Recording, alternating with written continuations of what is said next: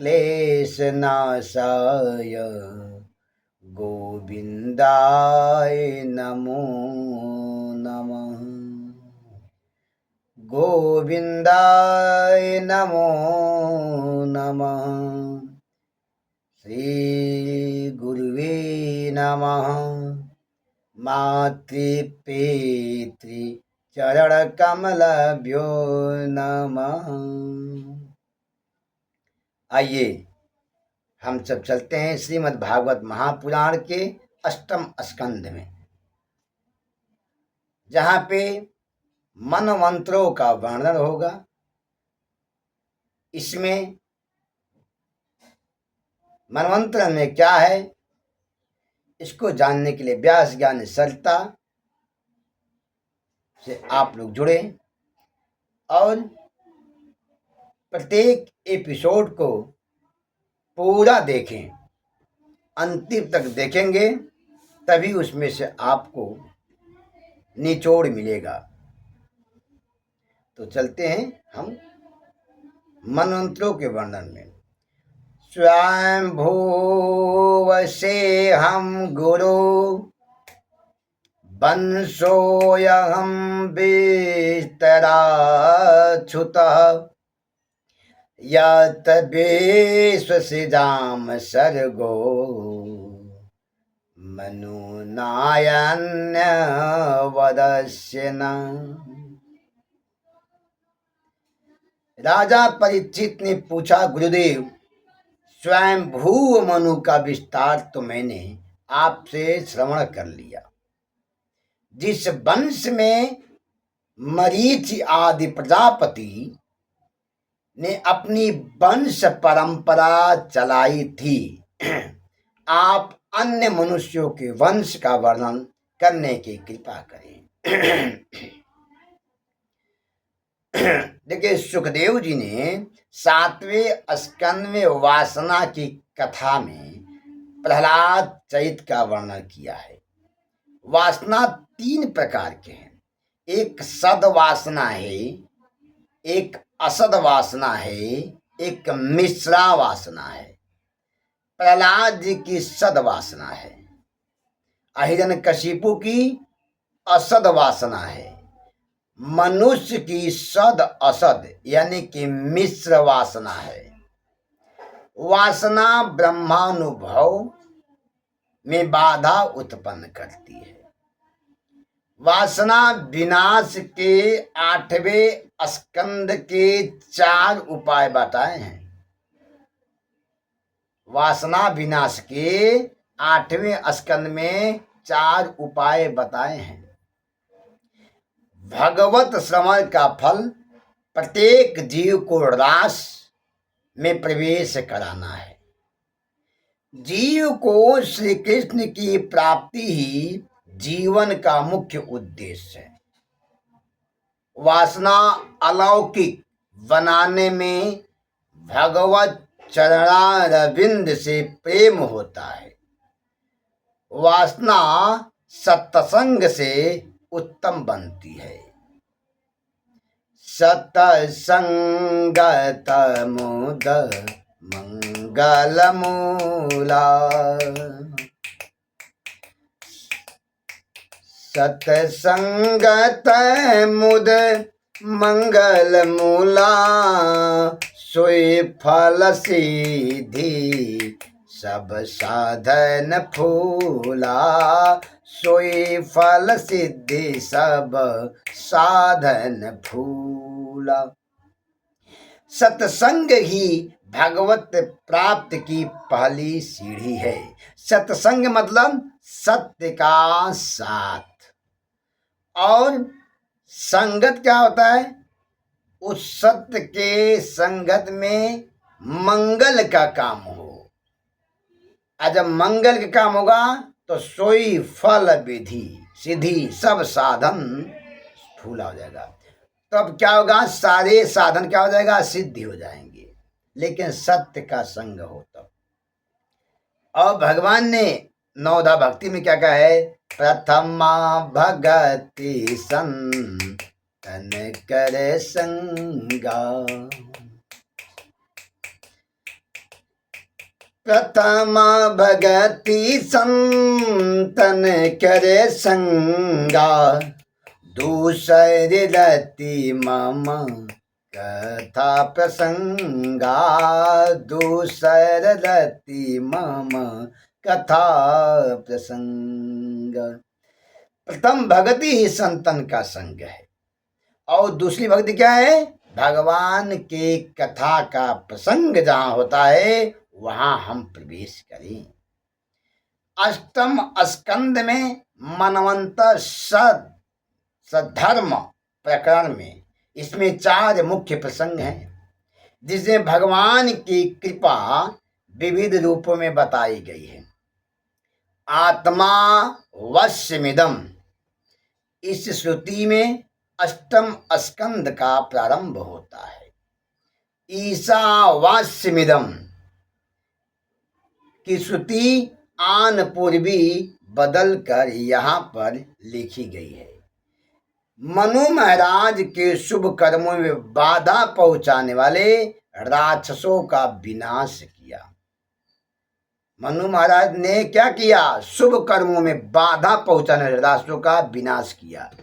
आज भी बहुत से राक्षस हैं जमाने में, कोई काम अच्छा करके देखिए उसी में भीड़ पड़ जाएंगे, कहीं रास्ते में आपको रोक देंगे, कहीं कार्यक्रम में लाइटें फाल्ट कर देंगे, कहीं किसी कार्यक्रम में आपसे बवाल कर देंगे।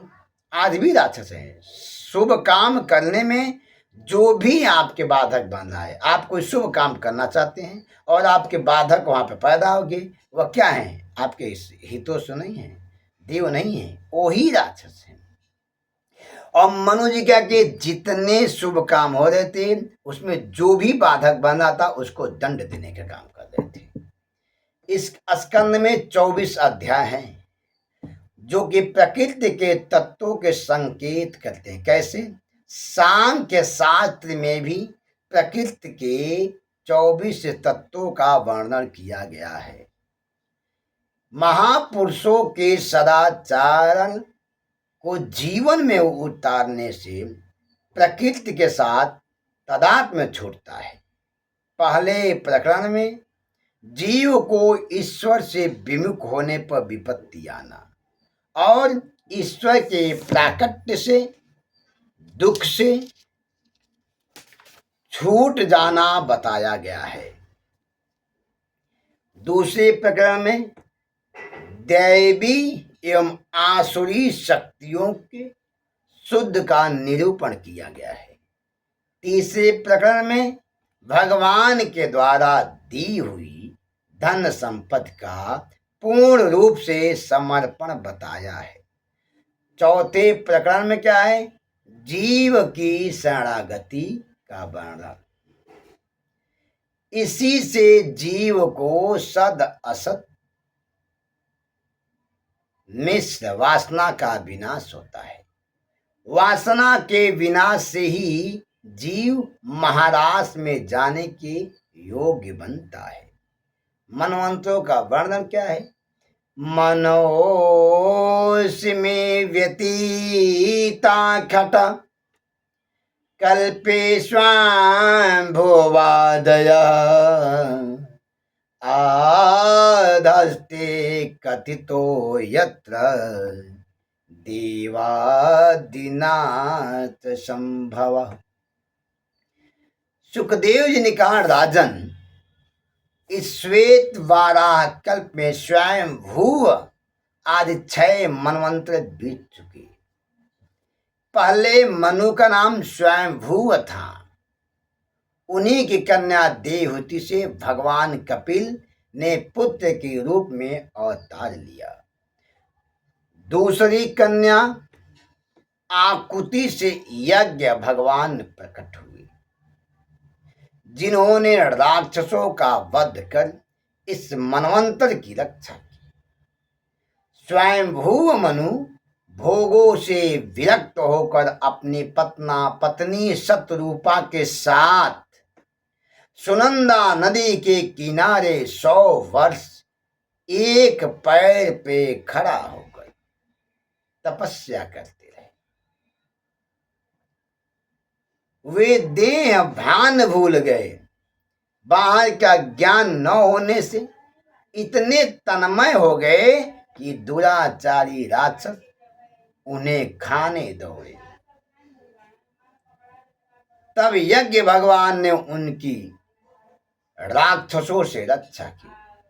हर मनवंत्र में 6 महापुरुष रक्षा करते हैं, परंतु इस बार भगवान स्वयं इंद्र बने।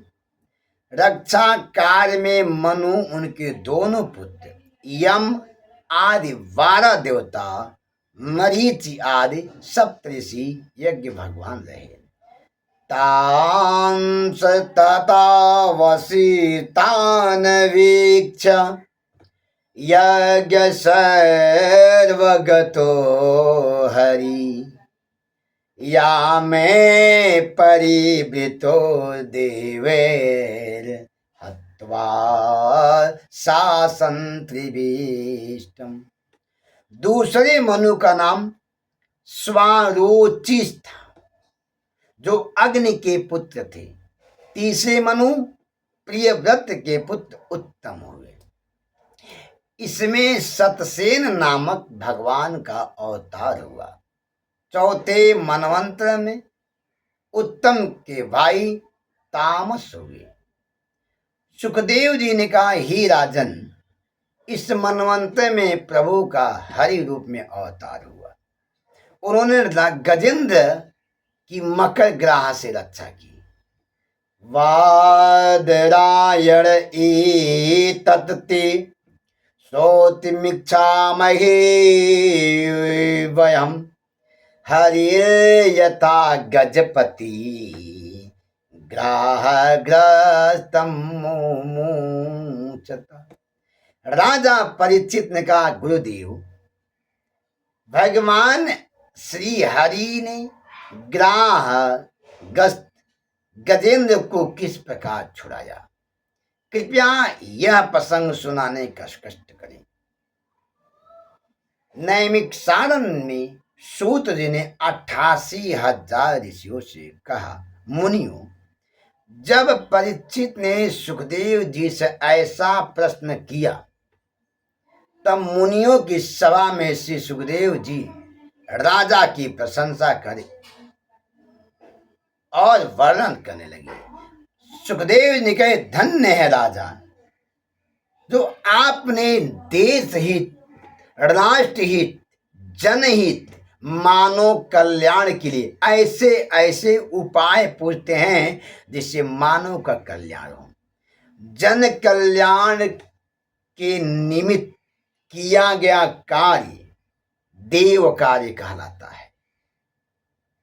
जो काम देवता को करना है, वो काम नेतृत्व करता जन कल्याण हेतु योजना बनाया, इसलिए वो देव कार्य कहलाता है। बोलिए भागवत भगवान की जय।